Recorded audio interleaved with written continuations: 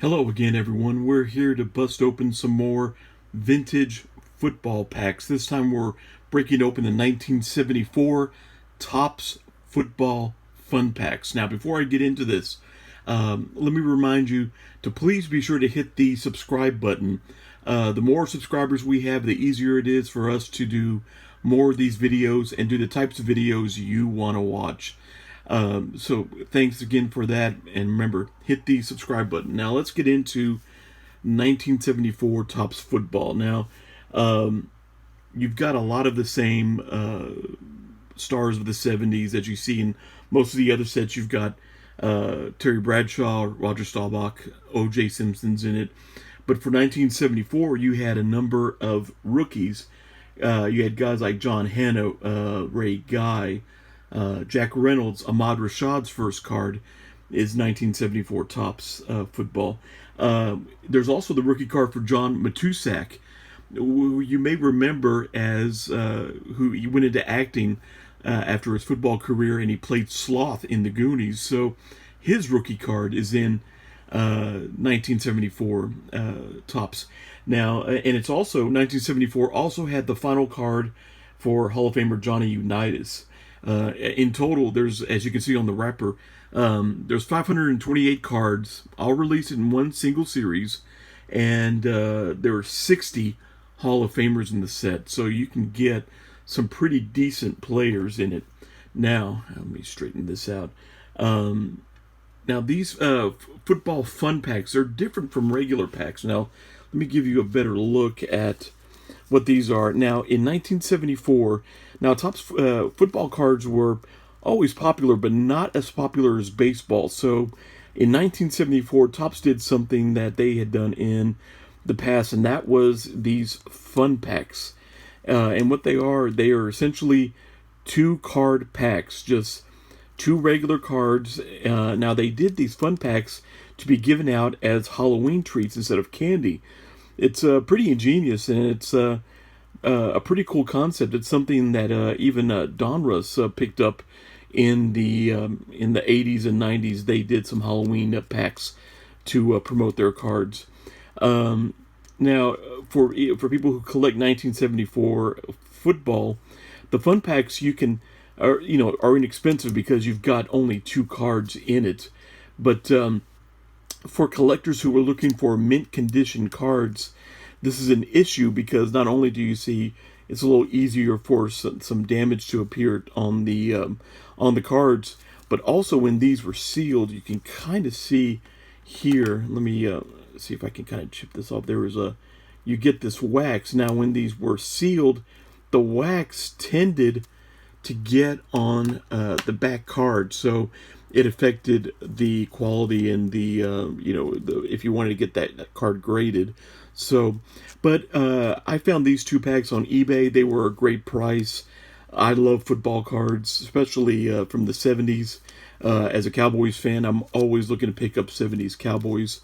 So I thought I'd pick up a couple, and well, let's try them out. And as you can see, these are slightly different wrappers from from what you saw at retail. Now, you had the packs usually came with 15 cards, and of course, like I said, these have just 2, and you could get 15 cards you can get 15 cents for 10 cards in a pack, as opposed to 2, and so yeah, 15 cents got you 10 cards, and so let's just crack this open. Now, if you're on the lookout for, I'm going to try to be very careful in opening this and not to damage. Now, if you're ever looking for, these have a pretty decent seal on them. If you're looking for more unopened cards from 1974, they're not going to be cheap or easy. Right now, there's a unopened wax box on eBay for $7,500. Now, it's sealed by Baseball Card Exchange, so they certify that they're untampered. But for $7,500, it's pretty steep. And you can also pick up, if you were to get a full mint set of cards, it'll probably set you back. There are some going on eBay for about $2,000. So they're not cheap, but on for the most part, you can get them pretty inexpensively individually. Now let's see, our first card is, and there's the gum. We'll take a look at the gum here in a minute. John Garlington, linebacker for the Browns. Now, as you can see, let me bring this a little closer. You can see that there is a little bit, these are notoriously off-centered when they were printed and cut by Topps. You can see this is slightly off-centered to the right, and there is a little bit of a corner wear. So, yeah, John Garlington, and well, I'm hoping we won't get any, oh, and there's what I was talking about right here. Let me show you the back. Bob Windsor from the Patriots, and there's the wax that I told you about. That is such an issue, and in this case, since it's been so many years, we're talking about cards that are 45 years old, the wax has bled through on the card. Let me see if I can get a little reflection. You can kind of see how that reflects on that, how it's just essentially almost like a water stain. And also this card, once again, is off-centered, but and you can see that the for 74 Topps, they use the a goalpost design. So it's a pretty simple but effective design. You can see here on the back, this is kind of a cool picture. They actually took the picture with a sign for Bob Windsor in the background. So it's pretty interesting. So there is that. Now you can see on the back there was a football game that you could use that would allow you to do different things. There's the back of the Garlington card. All right. So those are those two. Let's crack open the second one. Now we only got 2 packs, so, and I'm really hoping the second pack.